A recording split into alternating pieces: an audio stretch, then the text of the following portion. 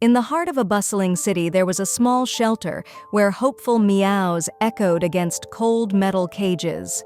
It was here that Romeo, a tiny kitten with a unique appearance, waited day after day for someone to see past his differences. Romeo had been born with a disability that made him look a bit different from other kittens. His fur was a patchwork of colors, and his eyes, though bright and curious, were set just a tad askew. To the casual observer, he might have seemed imperfect, but to those who took the time to know him, Romeo was a bundle of affection and playfulness. Days turned into weeks, and Romeo watched as his littermates were adopted one by one, their excited purrs fading into the distance as they left the shelter for loving homes. But for Romeo, the cage remained his world, a place where hopeful anticipation mingled with the sting of rejection every time a visitor passed him by without a second glance. "He's too ugly," Romeo heard more times than he cared to count. It hurt, even though he didn't fully understand the words.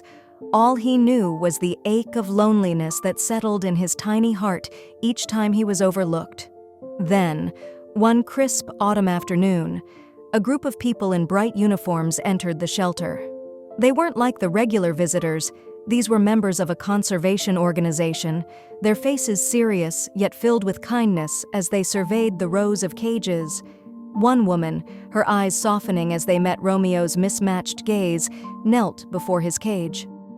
"Hello there, little one," she murmured, extending a hand toward him. Romeo, usually cautious, approached tentatively, drawn to the warmth and compassion in her voice. "He's not ugly," the woman said firmly to her companions. "He's just as deserving of love as any other kitten here." And so it was decided that Romeo would leave the shelter that had been both his refuge and his prison. The conservation group adopted him that very day, promising him a new life filled with care and affection.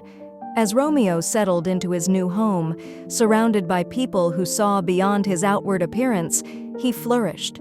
His days were now spent exploring sunlit rooms and cozy corners, chasing after feather toys and curling up for naps in the laps of his new friends.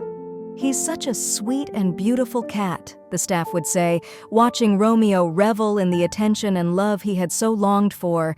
If you liked the video, put like and subscribe to the channel, where you will find a lot of interesting things.